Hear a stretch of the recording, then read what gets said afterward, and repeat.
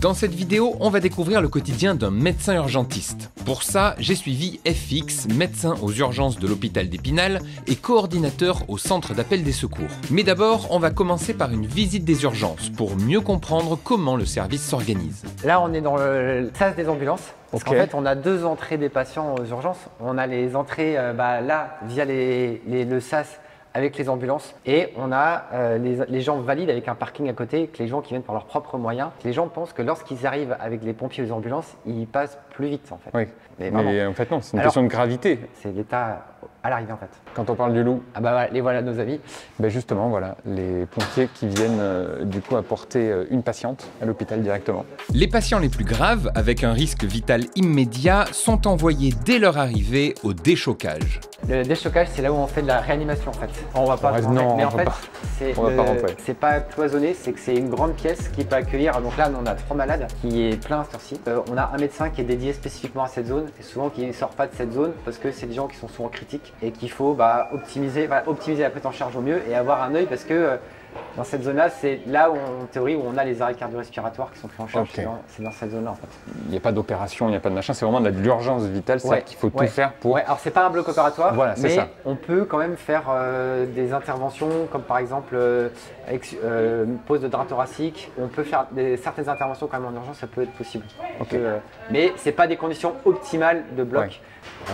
C'est là où on va intuber les gens, prendre en charge les arrêts cardio-respiratoires, les chocs septiques, toutes les choses graves en fait, où les gens peuvent potentiellement se dégrader assez vite. En fait. Ouais. Okay. C'est pour ça que c'est à côté de la porte, c'est que les gens qui seraient très graves, on les fait rentrer directement. On n'a pas à traverser tout le service avec quelqu'un de pas bien. Je suis pas au courant des patients du coup, je parle. Oui, alors tu n'es pas aussi au courant des patients, je tiens à le préciser, parce que aujourd'hui tu es en plus. Surtout que tu aurais eu un boulot monstre et j'aurais même pas pu te parler. Donc voilà, je tiens à préciser, tu es là en plus sur un jour de repos à toi. Les patients moins graves passent quant à eux à leur arrivée aux urgences par l'admission. Mais là on est dans la zone d'infirmière d'accueil. C'est ici que tous les gens qui arrivent, que ce soit avec les pompiers, donc qui arrivent par cette porte-là, ou valides, donc par cette porte-là, sont vus ici systématiquement par une infirmière qui va, c'est là où on prend les constantes, où on regarde la fréquence cardiaque, la tension, examen clinique rapide. Éventuellement, on peut avoir appel à un médecin. C'est après ce premier examen que finalement il définit la gravité de la situation et quand la personne va passer. C'est ici qu'on définit cette zone-là. Voilà, c'est des infirmières qui sont formées, il y a des grilles en fait de gravité, de tri, et qui évaluent la gravité. Le fameux engorgement des urgences, finalement c'est un peu ici. Ça peut commencer ici en fait. Et une fois ça, après nous c'est la zone un petit peu d'attente ici. Où on a des patients là qui sont en attente, voilà. D'accord. On a des attentes couchées avec des box d'attente. Donc là on voit qu'il y a un peu plus de brancards. C'est là où les zones d'attente, c'est là où les gens attendent des lits, attendent des prises en charge, attendent des résultats de scanner. Et là on voit qu'il y a déjà des brancards un peu autour. Des fois il y en a ici, il y en a un peu partout en fait. Oui, ça commence au final à être déjà un peu saturé. Voilà. Donc là on est sur la partie box. C'est après l'attente, là ils sont pris en charge par un médecin. Voilà, là dès qu'ils sont installés, il y a des pris en charge par un médecin. L'objectif nous c'est que les gens qui sont dans les box là, ils y restent le moins longtemps possible et qu'il y ait un médecin qui les ait vus pour qu'après les bilans sanguins sont lancés, les radios sont lancées, parce qu'on a des délais incompressibles. Par exemple, une prise de sang c'est 1h30 à 2 heures. Ok, oui, pour les analyses, pour recevoir les analyses, voilà, bien sûr. Ça peut paraître long, mais c'est pas de l'instantané. Ça marche comment d'ailleurs? Chaque médecin est affecté à un box? On a des secteurs en fait. Là, du coup, on a 8 box sur cette longueur, et en fait, on est affecté 4 sur le devant, 4 sur le fond en fait. D'accord. Et là, c'est vrai que le couloir est assez vide, on a de la chance un peu parce que normalement, c'est pas aussi calme que ça en fait. Ok, mais parfait qu'on tourne du coup un jour calme, c'est bien aussi, ça évite d'être sûr. Parce que parfois il peut y arriver qu'il y ait des lits. On a des brancards des fois, toute la ligne rouge là que tu vois, on a des fois des brancards le long là en fait. Alors que normalement tu tournes à combien de patients en même temps? Une dizaine de patients à peu près. Ok, on continue en même temps, plus. donc oui. Ouais, à peu près. Après les box sont à peu près tous les mêmes. Ça c'est un box d'examen classique. Ok. Voilà, ils sont à peu près tous conditionnés à la même chose, de la même façon, et c'est beaucoup des chariots sur roulettes parce qu'on puisse les sortir et réassortir avec du matériel en fait à disposition.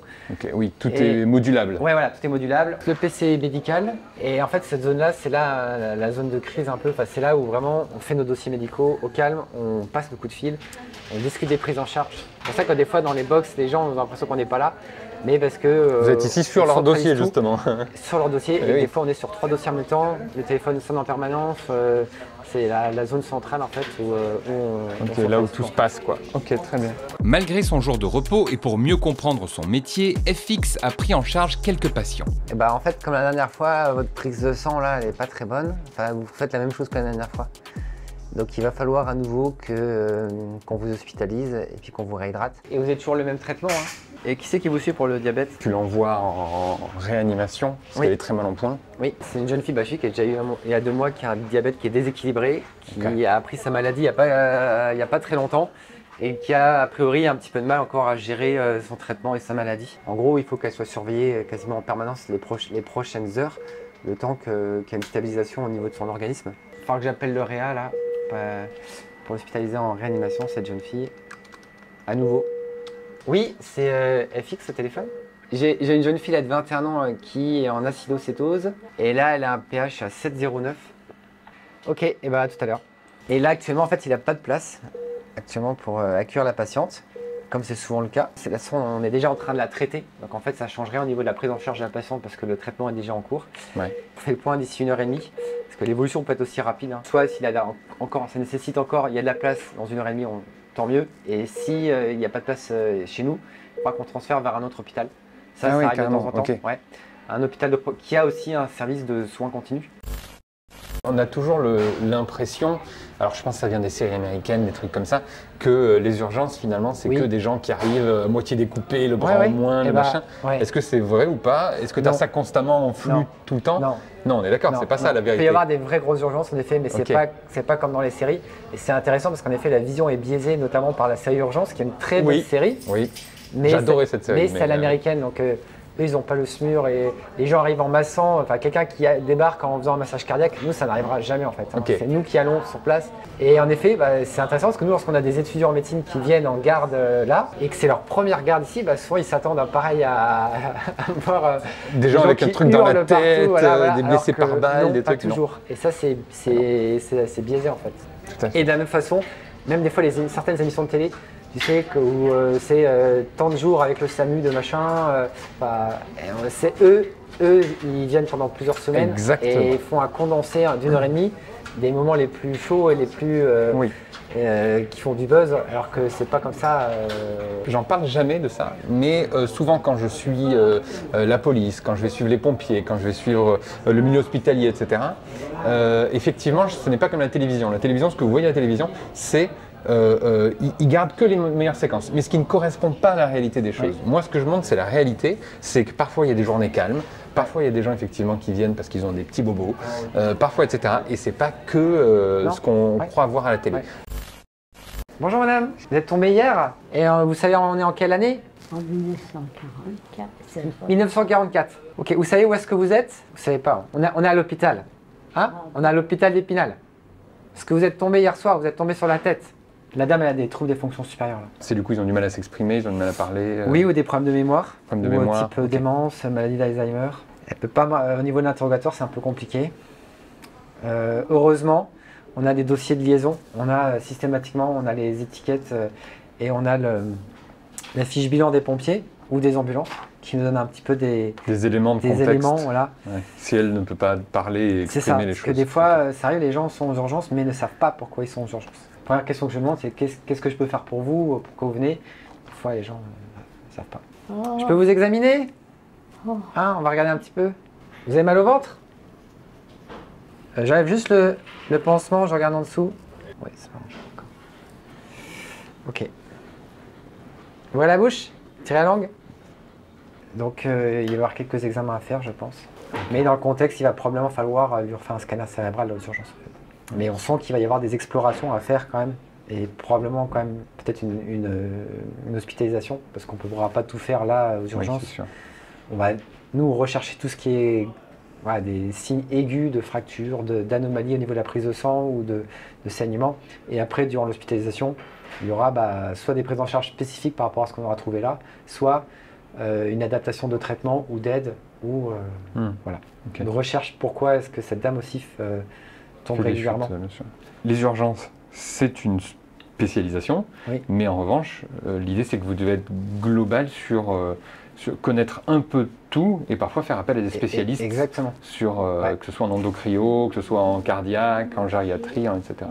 À chaque fois, on dit que les urgences, c'est les 30 minutes les plus intéressantes de chaque spécialité. Parce qu'en fait, on fait à chaque fois de l'aigu sur tout, en fait. Ouais, bien sûr. On va vous faire une prise de sang, madame. Et je sais que cette dame-là, j'ai probablement lui demander une radio de bassin et un scanner cérébral pour éliminer le problème d'hémorragie. Ce qu'il y a de fou quand même dans le principe des urgences, et c'est aussi ça le but, mais c'est que du coup, tu as du tout venant. Vraiment du tout venant. Des gens aussi bien qui sont en arrêt cardiaque ou le crâne ouvert en deux, comme des gens qui sont ici, qui se sont peut-être cassé la cheville, ou etc. Donc c'est vrai que c'est difficile d'arriver à gérer la gravité de chacun, mais aussi les filières de chacun, parce que tu disais, il y en a qui sont à la tente couchée, il y en a qui sont à la filière courte, il y en a qui sont au déchoc, il y en a qui sont... Il y a plein de niveaux de gravité que, par exemple, tu as 10 personnes qui viennent pour des douleurs thoraciques, et sur les 10, il y en a peut-être un qui fait un infarctus ou une dissection de l'aorte. Le problème, c'est que celui-là, il ne faut pas le rater. Et c'est pour ça on sait qu'il y en a peut-être plein de gens qui viennent aussi pour pas grand-chose, mais voilà, celui qu'il ne faut pas rater, il ne faut pas le rater.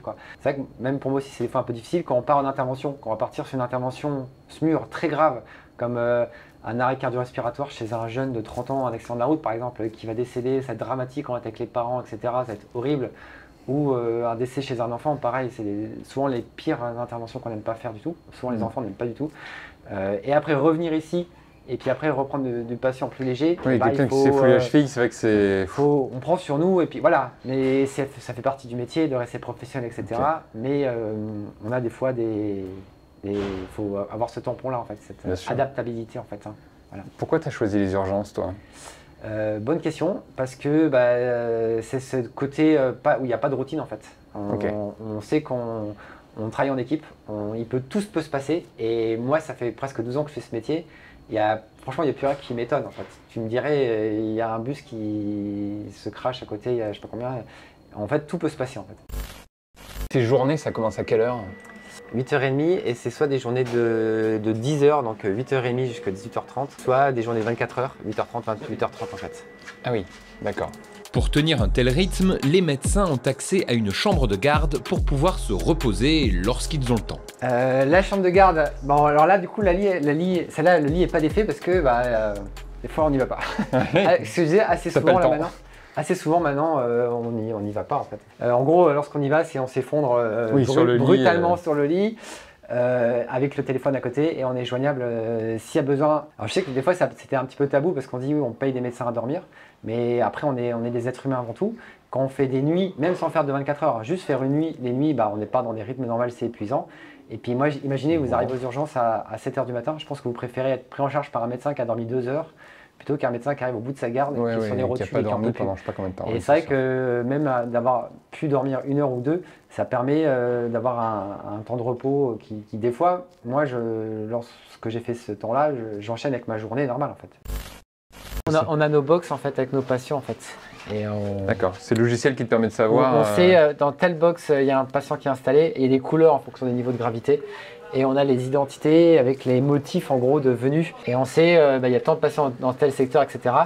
Et on a une partie en fait attente et on peut voir en fait nos attentes de patients. Il y a 8 patients en attente. Donc ça va. Et on a les heures d'arrivée, donc on sait ça fait combien de temps qu'ils sont aux urgences. Tu dis ça va, mais au max ça peut monter à combien ? 8 ça va, ça peut monter à 30 assez facilement. Ah oui. Et puis on peut monter des fois sur des 10 heures salle d'attente, ça peut arriver. Donc vous avez un cancer du sein qui a été opéré, c'est ça ? Oui. Vous avez d'autres maladies ? Cancer du rein aussi, opéré ? Ici, d'accord. Vous prenez des médicaments ? Vous avez une ordonnance ou vous savez ce que vous prenez comme traitement ? Et vous avez du mal à respirer, c'est ça ? Vous avez fait vaccin grippe Covid ? Oui. Vous êtes à jour sur vos vaccins ? Oui. Je vais vous examiner ? Non. D'accord. Et respirez normalement. On va vous faire une radio des poumons aussi. Hein ? Et il n'y a pas d'argument pour une phlébite a priori. Tiens, le labo me rappelle. Allô ? Elle est à 870. Ok, très bien. Ok. Merci. Oui. Ça, c'est que toujours en fait, tu as des coups de fil tout le temps, tout le temps. Ça n'arrête pas. Et on a les coups de fil du labo, on a les coups de fil avec les confrères, on a les coups de fil des infirmières aussi du service. Et on a aussi les coups de fil des familles, bien sûr, qui appellent plusieurs fois pour prendre des nouvelles. Du coup, tu as un même numéro tout le temps ? Là, j'ai mon téléphone. Parce que comment le labo sait que c'est toi qui vas avoir On a un téléphone qui est dédié. Là, alors, il y a ce qu'on appelle les téléphones fonctions.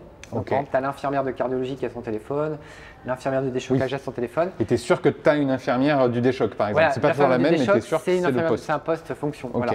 Et de la même façon, on a, par contre, pour les médecins, nous, on a des postes, chaque médecin a son téléphone, en fait, voilà, qui est dédié parce que justement, on peut avoir plusieurs fonctions, ça peut varier dans la journée et on sait qu'on veut tel médecin spécifique. Voilà. D'accord, très bien. Et donc là, il t'appelle, il te donne finalement le bilan sanguin, quelque chose comme ça. Et toi, en fonction de ça, tu vas pouvoir prendre des décisions. Le labo nous appelle que quand il y a des perturbations. Ils ont des normes, en fait. Et ils appellent ça parce que sinon le téléphone sonnerait tout le temps. Mais quand c'est hors norme et hors norme assez haut, là c'était pour la jeune fille de tout à l'heure, elle a un taux de sucre qui est très élevé, mais ça confirme, je m'y attendais. Mais eux ne le savent pas nécessairement, donc en fait, ils m'appellent. Ok, d'accord. Voilà. Oui, puisqu'elle était diabétique et qu'elle prend mal son traitement, donc du coup, forcément. Ouais. Là, c'est la partie SMUR, SAMU, etc., qui est au sein de l'hôpital aussi. C'est un service à part, à côté des urgences, qui est dédié avec les véhicules et du matériel pour partir prêt en intervention. Et donc là, la voiture va partir en intervention d'ici quelques minutes, on est prêt à partir. On était déclenché par le SAMU qui nous demande de partir sur une détresse vitale. Ok. Et alors les gens peut-être confondent aussi pompiers, SAMU, SMUR, etc. C'est parce que les pompiers, par exemple, ce n'est pas des médecins. Alors, il y a des médecins chez les pompiers, mais les pompiers, c'est des secouristes qui sont soit professionnels, soit des fois volontaires. Ce n'est pas des médecins, ce n'est pas un élément médical, c'est des protocoles secouristes qui suivent. Et nous, on est la Valence SMUR, donc en dehors, un service qui est déclenché par le SAMU et qui part en intervention. Voilà. Très bien, selon la gravité de la situation, etc. Et après, mais dans ces cas-là, typiquement, ça, c'est pas une ambulance, on ne peut pas ramener les gens? Non, on a besoin d'un vecteur avec nous, donc soit pompier, soit ambulance. Pardon, allez-y. Voilà, donc là, du coup, c'est mes collègues qui partent. Ils partent en intervention. C'est ça.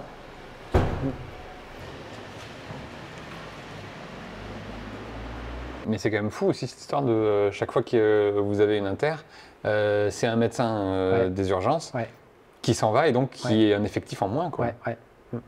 Là, typiquement, aujourd'hui, on est 3 médecins. Enfin, moi, encore une fois, c'est exceptionnel. Moi, je ne suis pas là. Mais oui, aujourd'hui, toi, tu es off normalement. Là, mais là, il y a 3 médecins. Et là, on compte, il y en a un en moins qui est en transfert à Nancy. Il y a ma collègue là, qui vient de partir. C'est-à-dire que j'ai mon autre collègue là qui est tout seul. Voilà. Il est tout seul, il y a les internes. Mais quand il y a les internes, on ne compte pas vraiment les internes, mais il est avec 2 internes et avec toute l'équipe infirmière. Enfin, même si du coup, il y a 2 infirmières aussi en moins, mais 2 infirmières et 2 médecins en moins.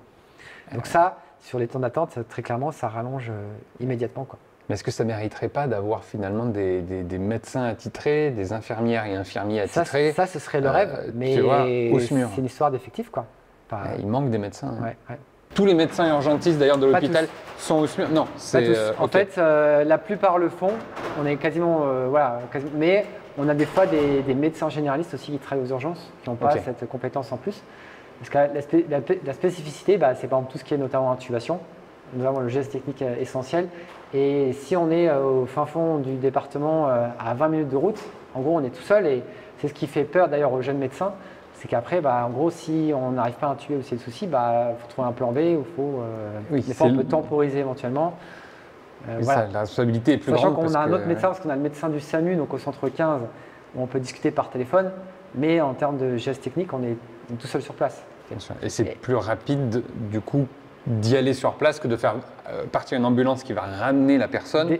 Oui. C'est ça surtout, c'est que quand il y a arrêt cardiaque, etc., en fait, il vaut mieux aller sur place la traiter plutôt que de prendre le temps de faire les retours. En fait, sur l'arrêt cardiaque, on a au niveau de la prise en charge spécifique de l'arrêt cardiaque, il y a des traitements, enfin le massage cardiaque qu'on peut faire spécifiquement par les pompiers, par les gestes secouristes.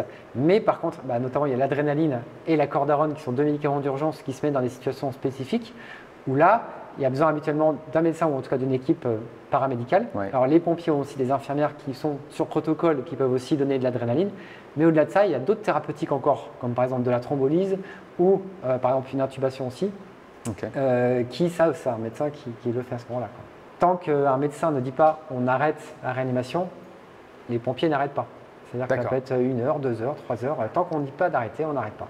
Et même au niveau des textes de loi, il n'y a rien qui dit que une réanimation doit durer 1 heure. En moyenne, on fait à peu près 30 minutes. Mais dans certaines situations gravissimes, on s'arrêtera beaucoup plus vite. Quelqu'un qui a été percuté par une voiture, on voit bien qu'il y a du sang partout. Enfin, voilà, il y a des membres en moins, etc. Voilà, c'est vrai que c'est compliqué. Les pompiers peuvent débuter une réanimation, sauf en cas de... Bon, c'est un peu glauque, mais sauf en cas de décapitation. Oui, bien sûr. Mais dans toutes les autres situations, il y a une réa qui a débuté. Et si jamais la personne... tant qu'il n'y a pas un médecin qui dit d'arrêter, on n'arrête pas. Donc ça, c'est vos ambulances. Mais on appelle ça ambulance, c'est celle-ci ou pas? Ça, c'est des VLM, véhicules légers médicalisés. Ah, voilà. Ça, c'est les modèles récents. Ça, c'est l'ancien. Et ça, on va peut-être... j'aimerais bien te montrer, en fait. C'est intéressant. Juste, les remorques là, c'est ce qu'on appelle des PSM, des postes sanitaires mobiles. C'est-à-dire que ça, c'est des remorques avec du matériel pour prendre en charge 25 victimes. Donc ça, c'est enfants et ça, c'est adultes.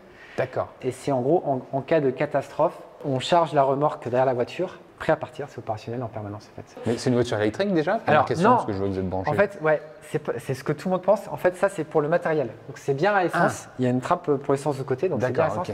Ça c'est parce qu'on a du matériel à l'intérieur, notamment, on va pouvoir ouvrir notamment des respirateurs ou des pousse-seringues. Qui doivent rester branchés en fait en permanence. Encore une fois, vu qu'on peut partir n'importe quand, qu'on est déclenché, il ne faudrait pas que notre respirateur ait plus de batterie. Ce serait dommage. Il y a des autonomies, mais ça reste sur batterie en fait. Et on a des sacs d'intervention, donc avec du matériel spécifique qu'on embarque parce qu'on ne prend pas tout pour aller chez les gens, mais on essaye de prendre le matériel suffisant pour faire une réanimation sur place, sachant que souvent il y a les pompiers, les ambulances, ils ont déjà leur matos. Nous on complète avec du matériel. Par exemple, on a des kits brûlures, on a des mallettes accouchement ou des kits amputation avec du matériel spécifique. Des kits amputation carrément. Ça rigole pas. On ne se sert pas souvent, on l'ouvre pas toutes les semaines, mais ça peut arriver de temps en temps. Il n'y a pas très longtemps, on a fait quelqu'un qui a sauté d'un pont de plus de 30 mètres et qui a survécu. Et donc c'est miraculé. Il est tombé dans l'eau ou sur le sol? Sur des chemins de fer, rails de chemin de fer. 30 mètres? Ah oui, d'accord. Oui, habituellement on a beaucoup de morts en fait dans ce cadre-là, beaucoup de suicides. Et là c'était dans ce cadre-là également et on a quand même quelqu'un qui était vivant, donc qu'il faut prendre en charge. Et là on utilise du matériel spécifique pour prendre en charge des fractures des fois qu'on n'a pas l'habitude de voir ou qu'on ne voit pas tous les jours. Bien sûr, oui, je veux bien le croire. Oui. Ok. Il ne faut surtout pas se tromper entre le kit amputation et le kit accouchement. Ah non. Dans un sens comme dans l'autre, voilà, ça marche pas. Cet hôpital-là, il est neuf. On peut le dire, il est très récent, mais malgré le fait que ce soit neuf et que vous ayez effectivement des choses évoluent au niveau des locaux, etc., est-ce que tu sens quand même qu'il y a un problème de financement du milieu hospitalier ou pas? Toi, est-ce que tu le ressens? Surtout, en fait, on sait qu'on ne peut pas faire tout est budgété, on ne peut pas avoir ce qu'on veut nécessairement aussi. Oui, bien sûr. Oui. Okay. Après, on essaie d'avoir, à chaque fois, on grappille des petits trucs, mais ça s'organise, c'est des... Oui, bien sûr. Faire ce que vous pouvez avec ce que vous avez, quoi. C'est toujours... c'est l'urgentiste, c'est ça, il fait ce qu'il a avec... il fait ce qu'il peut avec ce qu'il a, quoi. C'est exactement... exactement. En plus d'être médecin urgentiste à l'hôpital, FX est également médecin régulateur au centre d'appel du SAMU. Là, maintenant, on est passé au SAMU. On est au CTRA, Centre de traitement de régulation des appels. Donc c'est là où on reçoit les appels. D'accord, les appels du 112, 15, 18. Alors là, on a une particularité, nous, dans les Vosges, c'est qu'on reçoit les appels 15, 18 et 112. Donc que les gens fassent n'importe quel numéro dans les Vosges, tout le monde tombe sur un des deux postes qui est juste derrière nous. D'accord. Et après, on va évaluer la gravité de l'appel, le motif d'appel. Donc il y a des questions que les opérateurs et ARM posent. Alors, ARM, c'est assistant de régulation médicale. C'est un métier qui est assez récent, qui est un soignant. Qui travaillent au SAMU, c'est ceux qui répondent au téléphone habituellement au niveau des SAMU. C'est que lorsque vous appelez, il y a un dossier médical qui se crée. Et dans ce dossier médical-là, c'est un ARM au début qui va remplir ce dossier-là. Et alors du coup, toi, ton rôle dans tout ça ici, parce qu'évidemment tu es là en tant que médecin. Oui. Voilà. Et en fait, eux donc, créent des fiches d'appel. Et dès l'appel, nous, on appelle ça le front. Donc à l'appel, on voit si c'est un appel 15 ou 18, si c'est un feu. Si c'est un feu, ça passe au problème BAC 18. Aux pompiers, qui sont juste derrière. À côté, on est tous dans la même pièce, exactement. Si c'est un problème médical, où il y a besoin d'une évaluation médicale, on passe l'appel. Et l'avantage, c'est qu'en fait, on a un logiciel qui, en fonction des réponses données des gens, peut permettre l'envoi de pompiers immédiats. Et après, nous, on passe l'appel, et l'avantage, c'est que dans des situations critiques, comme un arrêt cardio-respiratoire ou quelqu'un qui est pendu ou autre, on a déjà les moyens sont déjà partis. Et après, nous, on évalue pour savoir s'il y a besoin soit de moyens en plus, Par exemple, une crise d'épilepsie, bah, je vais poser la question de savoir si j'ai besoin d'envoyer un médecin, donc un SMUR en plus ou pas, ou éventuellement donner des conseils médicaux spécifiques. Faites ci, faites ça, mettez-les sur le côté. Voilà. Ok, d'accord. Oui, c'est le médecin Indus, Samu. Je vous écoute. Votre grand-mère, elle est pas bien depuis ce matin, c'est ça? Elle a mal à la poitrine depuis 2 jours. Et les douleurs se sont majorées depuis ce matin? Les douleurs sont plus intenses depuis ce matin? Ok. Bah oui, pas de souci, on va renvoyer une ambulance. C'est toi finalement qui, une fois que tu as pris la main sur l'appel, parce qu'on te l'a transféré, de choisir comment réagir au mieux pour pouvoir déclencher la réponse appropriée. La réponse appropriée, c'est ça. Et puis aussi l'évaluation et l'orientation aussi. Parce qu'au final, là, la différence, c'est qu'on ne gère pas qu'un seul hôpital, on est sur tout le département. Ok, parce que c'est toi qui choisis après la destination, oui. La destination. Toi, tu choisis quelle équipe tu envoies sur place. Oui. Et en même temps, où est-ce que va finir la personne accidentée, malade, etc. Sachant qu'il y a en fonction des endroits, il y a des secteurs qui sont prédéfinis un peu à l'avance. Donc on essaie de respecter les secteurs quand même. Parce que sinon, tu as les médecins sur place qui vont râler. Hein. Si tu as quelqu'un qui vient à l'autre bout du département, pourquoi tu me files le travail quoi. Donc, et des fois, ça peut se justifier, hein, soit par un problème de saturation, ou ça pèse sur d'autres problèmes en fait. Ok, et alors devant, c'est quoi tous ces écrans que tu as? Alors ouais, ça peut. Il y a 4 écrans. Ça fait. C'est beaucoup peut-être. Ça fait un peu poste de commandement. Le premier écran là, c'est juste c'est un ordinateur classique. Ok. Où mine de rien, on a Internet. On a toujours besoin des fois d'une info qu'on ne connaît pas ou d'aller faire des recherches spécifiques. Après, le deuxième écran, c'est là où c'est le logiciel de régulation en soi. C'est là où on a nos dossiers médicaux. À chaque fois, on a des numéros de fiches d'intervention, les villes avec les adresses. Et les motifs un peu d'appel. Okay. Donc là, on peut voir, là, il y a un arrêt cardio-respiratoire, ça, c'est un malaise, et ça, c'est une personne blessée. Voilà. On a menace d'accouchement, malaise, voilà. Donc c'est assez variable en fait. Là, c'est la carte de toutes les ambulances. Et là, alors pas les ambulances, les ambulances ne sont pas les géolocalisées, mais on a tous les camions de pompiers, les VSAV, pompiers, eux, sont géolocalisés, et les SMUR. Donc ça c'est en temps réel et c'est mis à jour toutes les quelques minutes. À chaque fois on a des mises à jour de ces localisations. Et le dernier c'est celui qu'on utilise pour la téléphonie en fait, où on peut en un clic, on va cliquer sur telle personne, je veux lui parler. Qui est sur le plateau quoi, qui est ici. Et je vais l'appeler, je vais lui parler. Ouais, c'est en interne en fait chez nous. Je crois qu'il y a un arrêt cardiaque à Mirecourt, et là il y a un SMUR qui est sur place sur un arrêt cardiaque. Vous êtes confrontés, les médecins en général, urgentistes, etc. Vous êtes confrontés quand même à la mort un peu constante. Oui. Après, on prend du recul. Quand c'est trop difficile, on en parle en équipe. Quand souvent c'est des gens jeunes et que c'est des morts un peu dramatiques et inattendues et tragiques, on en parle aussi beaucoup. Et moi, l'avantage que j'ai, c'est que quand je rentre chez moi, j'ai un petit peu de route et ça me permet de faire un sas de décompression. Ouais. Et justement, ça me permet de digérer ma journée et puis de passer autre en fait. Ok. Bah, après, il y a évidemment plein de gens qui survivent aussi, hein, attention. Et ça doit aussi en fait participer parce que ça fait du bien aussi de voir des gens qui arrivent malades et qui survivent, évidemment. Mais c'est vrai que c'est toujours le problème de ce genre de métier. Ma collègue. Donc là, je vois mon téléphone sonne et c'est Géraldine qui va me passer un appel. Ok. Je peux prendre l'appel. Allô? Vous avez mal à la poitrine, c'est ça? Dans le dos? D'accord. Vous étiez en train de marcher dans la rue? Vous avez fait un effort? D'accord, ok. Et ça lance dans le dos, c'est ça? Mais pas dans le bras, pas dans le cou? Après, il va falloir qu'on fasse un enregistrement du cœur quand même. Bon, les pompiers arrivent. Hein. Et après, c'est là où j'ai la possibilité avec un clic en fait, soit d'envoyer des pompiers, déclencher des pompiers ou une VLM, ou je choisis en fait ce que je veux comme moyen, soit d'envoyer une ambulance. Après j'ai 2 possibilités, c'est soit j'ai des ambulances lourdes, donc c'est des grosses ambulances, soit des ambulances légères, c'est des plus petites en fait qu'on voit. Ok. Et la différence c'est principalement qu'elles ne sont pas équipées pareil, notamment en termes de matériel type défibrillateur. Dans les grosses ambulances, il y en a, c'est obligatoire. Dans les petits, ils peuvent en avoir, mais c'est pas obligatoire. Ok. Donc là, on va mettre une grosse, c'est mieux d'avoir une grosse ambulance. Une grosse parce que si la personne a des problèmes cardiaques, du coup, oui. Est-ce que ça arrive aussi que vous envoyiez par exemple personne parce que vous vous rendez compte qu'il n'y a pas besoin ou c'est obligatoire d'envoyer des gens? Ah non, d'envoyer des moyens? Oui. Ah non, pas nécessairement. Okay. Non. On peut très bien rediriger en disant il faudra consulter votre médecin ou consulter votre médecin cet après-midi ou juste des fois des conseils médicaux. Assez fréquemment, on a des gens qui nous appellent voilà, mon fils de 2 ans est tombé, il s'est cogné la tête, il a une bosse, est-ce que je dois aller à l'hôpital, est-ce que c'est grave ou pas? Donc nous, à l'interrogatoire, on va rechercher des signes de gravité qui nous feraient nécessiter une consultation. Ouais. On va donner des conseils d'antidouleur, de surveillance, et puis avec la possibilité bien sûr de rappeler si évolution ou autre. C'est pas nécessaire en fait. Hein. C'est pas ce qu'on appelle qu'on a obligatoirement moyen, c'est en fonction, on juge de. Et c'est toute la difficulté, c'est qu'on n'a pas la vision. Parce que quelqu'un qui va pas bien du tout, qui a du mal à respirer, on le voit tout de suite quand on est sur place. Quand on est au téléphone, on a beaucoup moins d'informations. Mais des fois, c'est très difficile de donner des informations. Un exemple très concret, c'est quand les gens nous appellent pour quelqu'un en arrêt cardiaque, la personne a besoin des moyens. Et souvent, nous, on leur demande de débuter le massage cardiaque parce que tu sais que ça augmente les chances de survie. Et une fois sur deux, les gens ne le font pas ou ne veulent pas le faire des fois parce qu'ils sont en état soit de stress ou de sidération.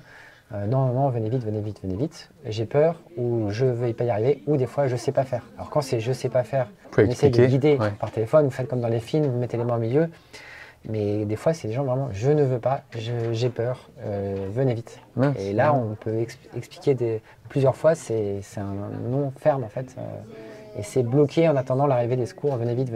Quoi. Et ça la difficulté, c'est qu'on est face à chaque fois à des gens assez souvent en détresse, et qu'il faut réussir à avoir les bonnes infos et à juger la gravité. Tu fais combien d'heures par semaine, tu sais ou pas? Alors ouais, on est à peu près à 200 heures par mois. Ok.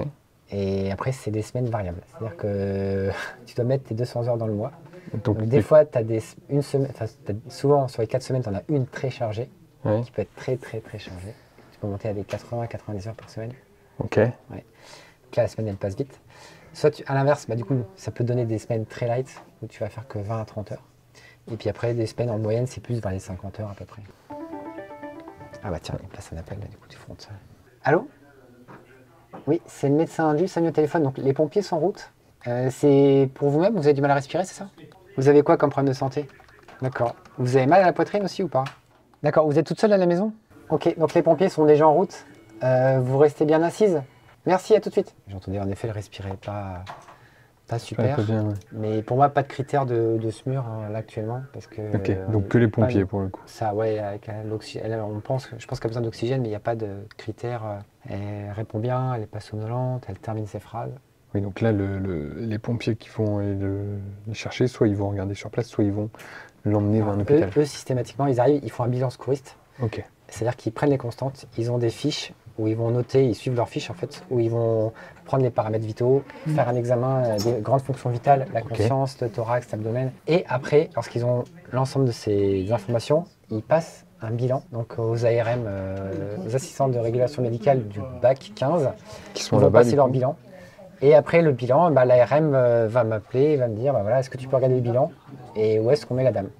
Okay. Et des fois ils vont passer des paramètres catastrophiques, genre la dame elle a 87 sous 15 litres, elle ne respire pas bien du tout. Ça veut dire qu'elle n'a pas d'oxygène, je traduis, mais ça veut dire qu'elle respire mais il n'y a pas d'oxygène qui rentre dans le corps. Ou la dame se dégrade, parce que ça arrive aussi. Et on peut décider dans un deuxième temps de renvoyer une VLM en renfort si besoin. Et alors ça marche par département? Ouais, c'est ça. C'est-à-dire que s'il y en a un par exemple qui se fait mal ici là, et en fait c'est pas vos... Normalement on n'est pas censé avoir l'appel. C'est censé, quand on fait le 15, c'est censé passer de l'autre côté. Alors sauf que des fois lorsqu'ils sont un peu à la frontière, ça bascule des fois pendant le bon département. Et il y a combien d'appels qui sont reçus ici par exemple par jour? Là tu peux regarder en dessous, c'est sur le tableau là, là on a 168 appels là aujourd'hui. Aujourd'hui? Donc ouais. Et là il est 15 heures. Ouais, c'est pas une très grosse journée encore. 15 heures, 168 appels, ouais, quand même. C'est ça pas en fait des appels. Hein. Et à l'année, là, on a 30 000 appels, là, depuis... 30 000 appels, sachant qu'on est le 2 avril. Ouais. C'est quand même beaucoup d'appels. Ça, c'est sur un département. Ouais. D'accord. Et des fois, sur certaines interventions, on a besoin d'envoyer les forces de l'ordre. Parce qu'on a des gens agités. Ah oui, et tu peux les envoyer toi? Ah oui, souvent on leur demande, des fois. Mais tu peux, c'est pareil en un clic, ou toi, il faut que tu les appelles? Non, on les appelle en demandant forces de l'ordre, soit parce que la situation est dangereuse, parce qu'il y a des armes à feu sur place, ou de la violence. Ou des fois, on a des gens qui font des tentatives de suicide, qui prennent des médicaments, on envoie des ambulances, et on va dire que 2 fois sur 3, les gens ils refusent de monter dans l'ambulance. Bah oui, parce qu'ils voulaient se suicider de base. Donc, et le problème, c'est qu'on ne peut pas, pour le coup, les laisser sur place, comme la dame tout à l'heure qui avait signé une décharge. Là, tu peux pas, il faut les embarquer. Et des fois, on est obligé de faire appel aux forces de l'ordre, voire des fois un médecin en plus, pour les amener de force. Oui, bien sûr. Oui, c'est le médecin du SAMU, qu'est-ce qui se passe? Vous l'avez pas vu bouger? Vous ne savez pas s'il respire? 13 ans, menace de suicide, trouver lettre d'adieu. 13 ans? Ouais, des fois il y a des... Il y a des trucs, effectivement, c'est très dur. Hein. Ouais.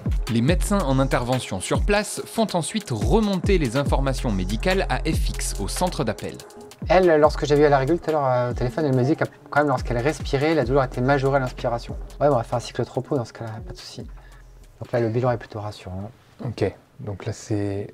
L'examen clinique et l'enregistrement cardiaque du médecin est plutôt rassurant. On n'a pas d'éléments en faveur d'un infarctus typique. Mais alors du coup là c'est un médecin qui t'a transmis ça? Médecin du SMUR, ouais. Médecin du SMUR. Mais du coup je me demande, mais quel est l'intérêt de te le transmettre, puisque toi aussi tu es médecin, mais lui, la personne, en tout cas là c'était un médecin qui t'a appelé, il ne peut pas du coup faire les choix tout seul, enfin, pourquoi te le transmettre? Si jamais, parce que c'est le médecin régulateur du SAMU qui décide de la destination, en fait si jamais il y avait eu besoin d'un avis auprès d'un cardiologue, moi j'aurais pu rappeler directement le cardiologue. Ok. C'est moi qui chapeaute, voilà. Et si jamais on discute de la situation avec le cardiologue, on peut éventuellement faire des conférences aussi, parce que lorsqu'on a des situations compliquées, moi je suis pas sur place non plus, donc on peut faire des conférences à 3, voilà, pour discuter vraiment, optimiser la prise en charge. Et là maintenant, moi, ma mission, c'est je vais prévenir les urgences d'Épinal en disant, voilà, la VLM rentre, et puis, alors soit des fois il faut installer le patient tout de suite, ou pas besoin, ou en fonction de la situation. FX, merci beaucoup vraiment pour m'avoir fait découvrir tout ça dans ta journée sur ton métier de médecin urgentiste. D'ailleurs, s'il y a des gens qui s'intéressent aussi d'en savoir un peu plus, tu as une chaîne YouTube, c'est important de le dire. Voilà, je mettrai du coup les liens en description. Et on a fait une vidéo qu'on va tourner là, mais qui sera sortie en même temps. Voilà, donc n'hésitez pas à aller la voir. Je vous mets une fiche quelque part et comme ça vous verrez tout ça. Et juste, quel est toi le rôle et l'intérêt d'avoir une chaîne YouTube en tant que médecin urgentiste? Pourquoi tu as voulu faire ça? Alors pourquoi j'ai voulu faire ça? Parce que je me suis rendu compte, notamment pendant le Covid, qu'il y avait beaucoup de gens qui n'étaient pas au clair avec leurs informations en santé et que les gens recherchent beaucoup plus d'informations sur Internet. Et le premier moteur de recherche, ça reste Google. Et assez vite, on se retrouve sur une vidéo YouTube. Et l'objectif, c'est que les gens, dès qu'ils veulent avoir de l'info, ils aient de l'info accessible et compréhensible. Et vrai, et vrai également. Alors ça, c'est YouTube a créé un label qu'on appelle le YouTube Health qui valide en fait les chaînes de médecins, ce qui est vraiment très bien. D'ailleurs, il y a un label, si vous regardez mes vidéos, vous verrez que sous mes vidéos, il y a un label médecin YouTube. Donc c'est un critère qualité en fait. Donc je trouve que c'est vraiment très bien. On est sûr que c'est pas du fake et tout ça, c'est pratique. Que je suis un vrai médecin et que mon message est fiable. Et grâce à ça, en tout cas, en faisant des recherches sur YouTube, je me suis rendu compte qu'il manquait beaucoup d'informations et qu'il y avait des fois des reportages un petit peu buzz, notamment sur les urgences, et que ça reflétait pas la réalité et que lorsqu'on cherchait un peu d'immersion ou des réponses à des questions, on les avait pas. C'est pour ça que je me suis lancé dans ces vidéos-là immersives et très pédagogique, accessible. Voilà. Et l'objectif, c'est qu'en 10 minutes, on ait des réponses assez claires à des gens qui vont chercher une information. Qu'est-ce qu'une coronarographie? Ben voilà, on voit en 10 minutes qu'est-ce que c'est en fait. Ok, trop bien. Voilà. Merci encore vraiment de m'avoir accueilli toute la journée. Si cette vidéo vous a plu, n'hésitez pas à la liker, à partager cette vidéo, à vous abonner à cette chaîne parce que c'est important. Et moi, je vous donne rendez-vous un prochain dimanche, 10 h. Salut! Allez.